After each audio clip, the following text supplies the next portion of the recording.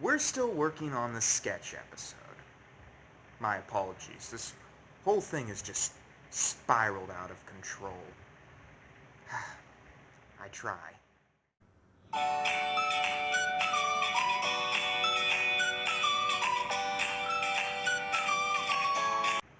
There is something I should say about my worst of list.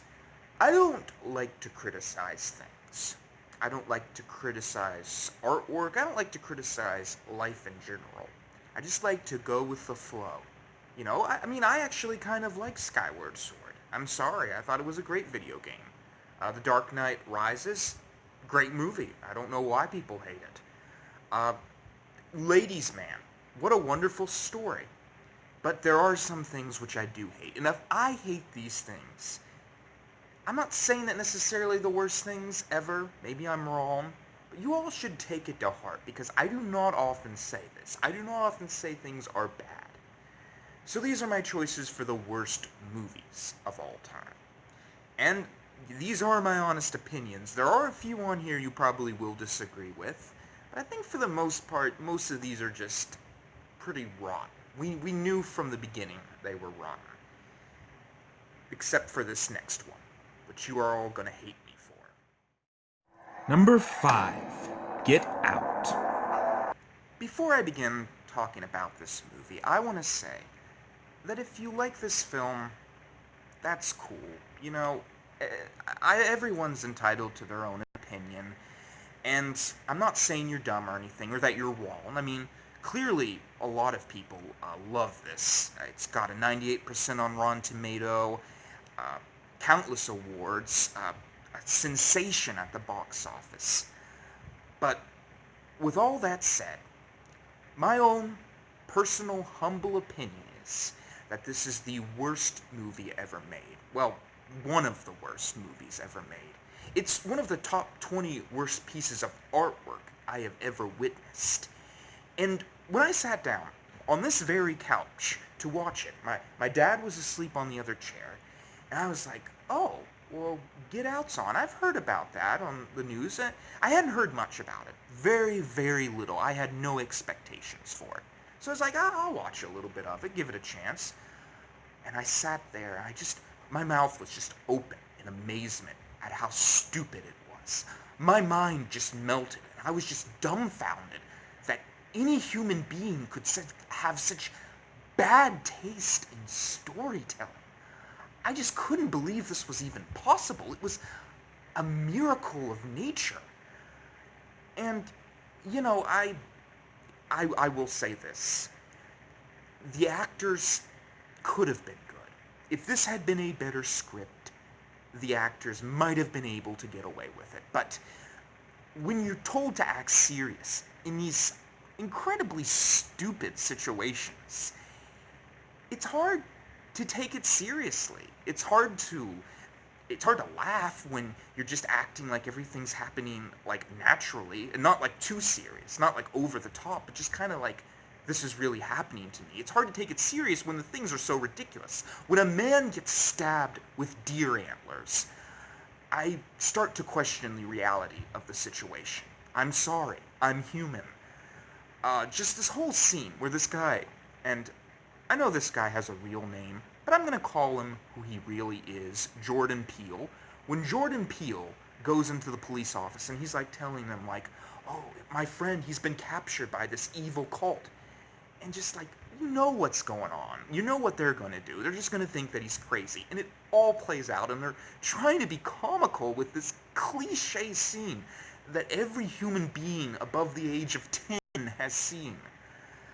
Oh, and let's talk about the grand Get Out twist. The one that everyone was talking about. If you've seen the trailer, if you've heard a single thing about this movie, you know what the twist is.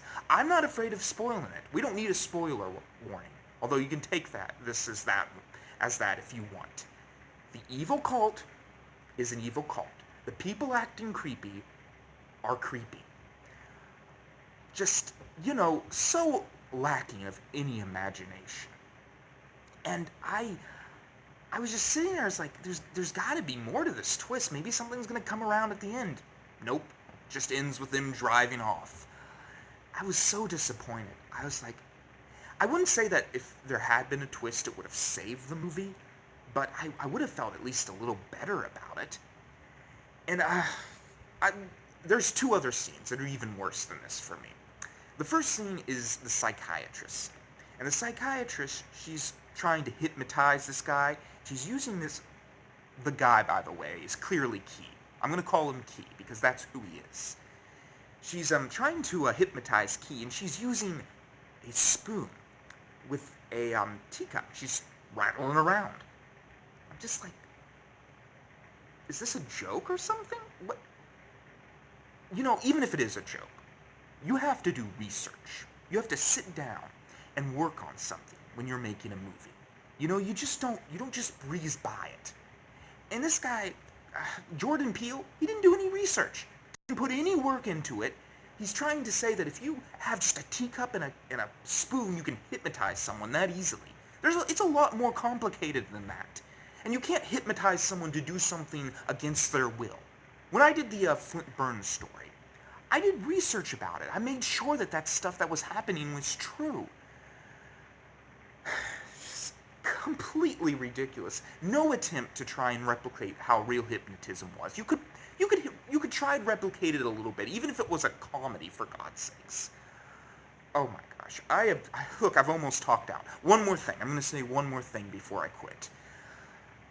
There's the end scene with him murdering everyone in the house. And at that point, I just lost it. I was like, you know, movie, you expect me to believe this guy can kill off all of these people in this house by himself.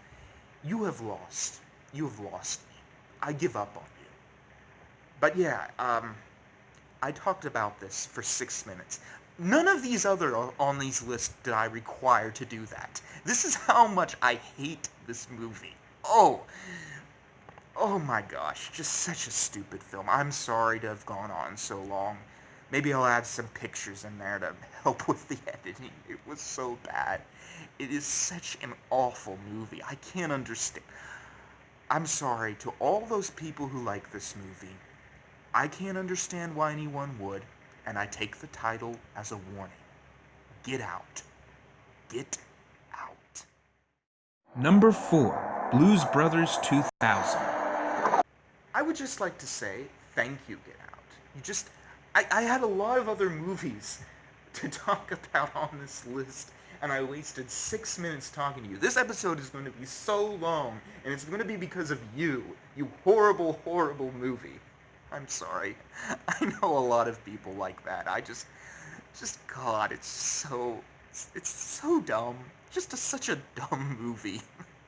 It's so stupid. I don't know if I'm supposed to laugh or just scream in horror, but I kind of did both. Not in a good way. I'm sorry. That's the last I'm going to talk about Get Out. Moving on to number 4, The Blues Brothers 2000. Now, when I started watching this film, I thought to myself, this is going to be a ripoff, isn't it? It's going to be like Home Alone 2 and Ghostbusters 2, where they just took the plot of the original and just tweaked a few things and said, okay, that's good enough. They're the audience, they're not going to care. And at first I thought, well, that's what this one's going to do. And it did. But it did it in the worst possible way. I would have been happy with a ripoff of Blues Brothers, because I love that movie. I think I'd probably give it 4 stars. I would. I think I'm not one of those like really sophisticated critics who sits with his pipe and wine and is like, oh, the Get Out movie. It has such great political statements. What a genius. What a stroke of genius. No, I'm not like that. I can have fun. I can be stupid. I love Dumb and Dumber. Sorry, ladies man, as I said before. Blues Brothers 2000. It's just, I think they were trying to say you can suspend your disbelief just a little bit. You know, they're just trying to say, we can put a grasshopper on the screen and the audience will accept it because, yeah, the audience, they can accept those things sometimes, especially in comedy. And they're right. You can do that kind of stuff. But it didn't work here. It looked like they were high. They probably were. Just these outrageous things happen, like Elwood and John Goodman, they go and they watch this whole big dance, and then there's this witch doctor, and he turns them into these green things, and just, it gets so ridiculous. There's this, like, giant monster in the sky that driving around and cracking its whip. I would have been fine with a ripoff. It would have stunk, I guess, but I would have accepted it. I would have just been like, it's good to see the Blues Brothers again. But this movie it was bad.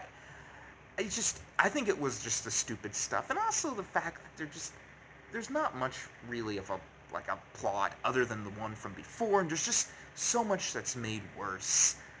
Yeah, it's a lot of just, they ask you to suspend too much of your disbelief. That's my main problem. Anyways, I don't want this to go on as long as my last one, so we'll just end it there. Could have been a good movie, asked for way too much. Number 3. The Son of the Mask. And now we have a sequel to another good movie, The Mask. I know some people out there might not like The Mask. I thought it was really good. I loved how Jim Carrey, I like how he starts out, he's just kind of like sitting around, he's like kind of quiet, he's so nice and so reserved, and then he gets the mask and he's all wild and crazy and dancing around with the maracas. It's just hilarious to me. A little creepy, The Mask, but it might have been intentional, I would argue. Even if you don't like the original, I think the majority of humanity will agree the second one is worse. And, it could have just been a plain Disney movie, but there's so many disturbing scenes. I'll show you a little bit of them.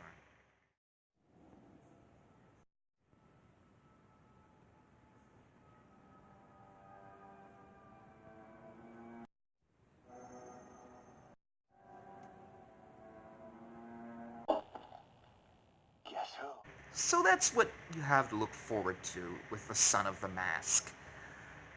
I will say this. No, I don't have anything really good to say about this movie. That baby CGI is so creepy. And all of the CGI in this is creepy. Just the vomiting and the mean spirit of it. The baby's just trying to kill its own father. I don't even really know why, because it's jealous of its mother. Oh, it's bad. It's worse than Get Out, because at least Get Out didn't have this kind of disturbing imagery that just haunts you in your sleep. I feel disgusting after watching it. I feel like it really could have just been a Disney Channel movie where the baby got the mask, but it just this image. It will haunt you for the rest of your life if you watch this film. It is one of the top 5 worst things I've ever seen. I would go that far. Definitely. Number 2. Joe Dirt 2. Another bad sequel to a good movie. Maybe some people out there don't like Joe Dirt. I don't know. I do. I love Joe Dirt. I think it was a great movie. It's funny. It's a man's movie, a lot of farting and stuff and burping, but yeah, I like that stuff. I'm not gonna lie. I'm human. Sorry.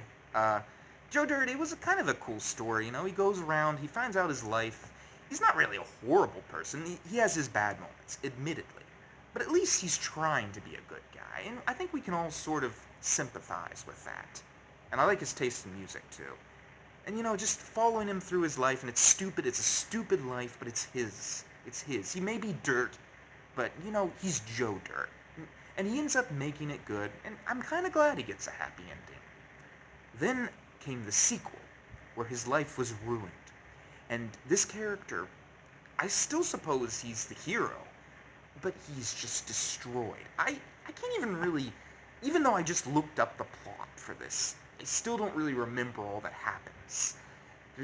He goes on this, he goes back in time, and then he, finds this angel, and he discovers that he wasn't really as bad of a person. They're shown a world where he didn't exist, and it's an awful world. And that is way too much good said about it, because it's like one of those horrible movies where you're like, there isn't even a funny joke in there. Not a single one. The guy loses his kidney, and it's played off as funny, and it's not. I love Joe Dirt. Joe Dirt 2. God awful. Just, we should have left this one. We should have left the original Joe Dirt, which I'm talking about like it's a masterpiece. It's a dumb movie. A dumb movie that I love, but it's a dumb movie. And this, though, this is godforsaken. This is just, it's in my top 5 worst things, too. These movies get that bad, some of these. I know, it's amazing that movies can be this bad, but they are. This is definitely in my top 5. Whew. Joe Dirt. Love the toilet humor, but this is way too down the pipe for me. Number 1. The Lobster. Before I begin, I just want to say that if you do like this film, you should probably leave right now. Because I'm going to say some pretty hateful things against it. And I'm sorry, I don't really know what I'm talking about, but it's probably going to be offensive to you, so just go ahead and go. Now, if they are gone, I hope that you are. Okay.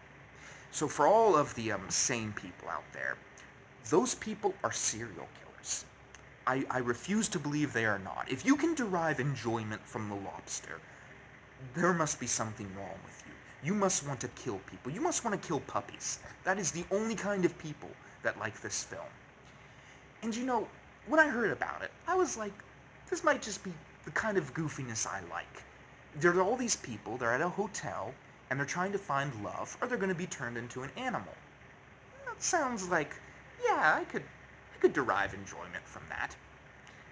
I sit down, I watch it, I have no idea what's going on. From the very beginning, when they kill that pony, they kill a pony.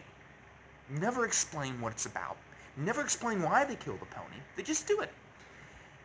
There's so many disturbing moments. Do you not like dogs getting killed in your movies? A dog dies. Not gonna tell you which dog. You know what? I want to spoil this movie for you. I don't want you to watch it. Okay. For the few people out there, I won't spoil it. I guess I can give it that. It is a pretty unpredictable ending, especially considering all the horrible things that happen, that it kind of actually has I guess it's a happy ending? No, it's not. I'm gonna spoil. Spoiler alert. In the end, the guy stabs himself in the eye with a steak knife. He lives, but he cuts out his own eyes. Yeah, it's a black comedy for sure. I'd like to just give it that it's just a black comedy, and excuse it for that. But I don't care, because it's too dumb. I don't know what the characters' motivations are half the time when I'm watching this film. I don't know why the main character goes up against that guy that was his best friend. I don't know why he does that. Why did he do that? They like each other. Why not just leave him alone? Why does so many things happen in this movie? They're never explained. It's just people turning into animals, and it's so long. It's like 2.5 hours long of this. And, I would like to criticize a point in this movie. There's this one scene where this woman's sitting there, and the guy's like, that woman over there, she's pure evil. I'm sitting there as a writer, somewhat. I'm like, that's not very good writing there. You shouldn't just say what your character's personality is. You should leave that to the audience's imagination. And, yeah, that was bad on their part. Now, does this necessarily make a bad movie? No, it's one small mistake. But I hate this film so much that I want to make that one mistake mean a failing grade. 0%. Yeah, this movie is 0%. It actually, I would go as far as to say, this is at least the second worst piece of artwork I have ever seen. I mean, I wanted to stab myself in the eye with a steak knife after this. But, for all of its pretentiousness, for all of its art house bullcrap, because this is not good art house. There is good art house, there is good creators in the art house genre. There's art house films that I do like, and I do think the creators were trying to let their audience enjoy them. Those are the kind of art house films I like. For all of that, I give critics this. They gave it an 80% on Rotten Tomato. Now, that might not seem like much to celebrate, but it shows me, and it wasn't exactly 80%. I'll put the real score up. 82, I believe. It's been changing here recently. I'll give it this. At least out of 10 critics, 2 hated it. And that to me is a blessing. That 2 critics were willing to say this is bullcrap. So yes, thank you. That is the saving grace of all this. At least it's not like a 99% with Get Out. I don't want to talk too much about this film because there's too many bad memories. I will say this: the time almost lasted as long as Get Out. That's pretty impressive. I forgot how much I hated this movie. I guess I was trying to erase it, obliterate it from my mind. Oh man, this has not been fun for me. I hope you all have enjoyed all of these worst of list. I like talk shows. I like this kind of stuff, actually. I watch people talk for like 20 minutes. I know it's weird. I enjoy these kind of videos. I don't know if everyone's into that genre. Hopefully, this kind of stuff is better than Get Out. I would really hope so. And The Lobster, which far exceeds Get Out, by the way, in badness. I mean, this is Get Out may be just a demon of the creative world.